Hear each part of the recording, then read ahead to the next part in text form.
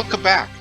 This is DMXRE here to continue to walk you through an Excel spreadsheet showing a person how to switch from statutory accounting to US GAAP accounting for a single product. In this case, it's going to be a term life product.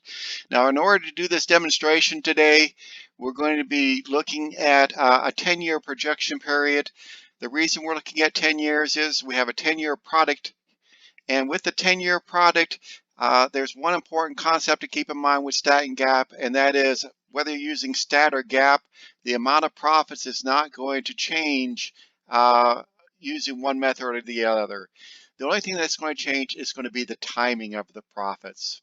And we can best show that with this example. Now, with this example, we have a person who's age 35 at the beginning of the projection. They're going to increase to 44, I guess 45, 1 minute after the end of the projection. And we're going to have a premium rate. Now, the premium rate is the amount of premium that they would pay per $1 of insurance. By the way, I came up with this by making sure that it would produce a 12% internal rate of return. If you go to the statutory sheet and we scroll down, you can see it is earning 12%. By the way, if you want to play with this, I'm going to put in 0.004. If I do that, then the internal rate of return switches to 26%. So you can make that internal rate of return go up or down by changing the pricing.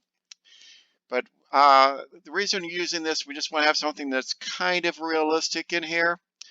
Now, anytime we do a projection, we're going to need a whole large number of assumptions. We're going to start off with best estimate assumptions, and later on we're going to go to reserving assumptions. And these are going to be a little bit more conservative than what's being used for best estimate. And then finally, we're going to have a few tax assumptions, and I'll talk about those in a little while. Well, with the best estimate assumptions, of course, we're going to have mortality rates. Actuaries do deal with mortality all the time. In this very simple example, I'm pulling these off a U.S. Census table. Now, you wouldn't use U.S. Census data to do a mortality rate normally, but this is a simple example. U.S. Census mortality is usually quite a bit higher than what it would be for an insured life, because an insured life involves some underwriting. We also have lapse or surrender assumptions. People are going to leave the product after a certain period of time, stop paying premiums. We're assuming 10% are going to stop paying premiums after the first year. This is going to grade down as we go along here to like 3% per year. Sooner or later, people think, well, I just don't need this insurance anymore. This is fine. At the end of the 10-year period, everybody lapses out.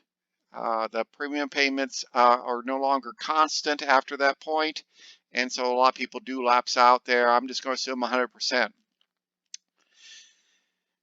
We're going to have ongoing expenses per policy. In this case, it's $35 per year. Whether or not this is realistic for a particular company, you'd have to go and check with that company. Depends on their expense structure, you know, how efficient they are with operations and so forth. The selling expenses are going to be $600 per year for the first year per policy. Now that's quite high, but it's fairly typical. It's very hard to sell life insurance policies, and so the people who sell it, they get paid a lot of money. We also have some underwriting expenses in there. There might be some other ongoing administrative expenses that are just one time at the very beginning of the policy, but we've put 600 in here as an example. The average policy size is going to be 150,000.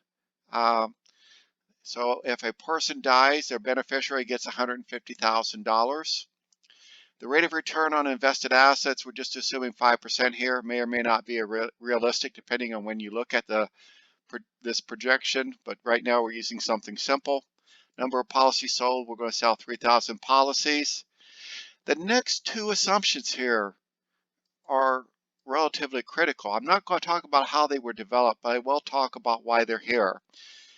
With an insurance company, they are expected to keep some money as a cushion just in case something goes back. You could have a lot more deaths than expected. I don't know, a hurricane comes through or some type of flu epidemic. And they want to be very, very safe. So they're required to keep some extra money, and that amount of money is called target surplus in this case. And the target surplus is in part based off the amount of reserves they're holding. It's also based off of the amount at risk, which is it's just how much benefits we could pay out at any time minus the assets that we're already holding. So we have these two items we have that come up with target surplus that's going to be used later on. It is an assumption. We'll talk about that on a future blog. Now, on a reserving basis, we're going to come up with assumptions that are more conservative than best estimate, and this is for statutory reserves. You can see here the mortality rates are quite a bit higher than the mortality rates up here. The lapse rates or surrender rates are lower. And that is because it is more conservative if we have less people lapse out of this product. And then we're going to assume something less, a smaller return on assets than what we're really expecting to get. All these assumptions, the 4.5, the 8, this mortality rate here, there are very, very specific rules on how these have to be developed. Statutory reporting is for government reporting. The government has this highly regulated on how you determine these assumptions here. Right now, we're just trying to keep it simple. We'll just assume these are the assumptions coming through. We're also going to have a few assumptions related to taxes here. We actually compute a tax reserve, which is similar to a statutory reserve. But the tax reserve is going to be estimated at 92.81% of the statutory reserves. It seems like an incredibly precise number, but it's a good estimate. And then finally, the rate of income tax. We're going to earn profits, and we're going to pay income tax at 21% of those profits. So with that, we have all the assumptions we need in order to go forward and do our calculations on the next few pages.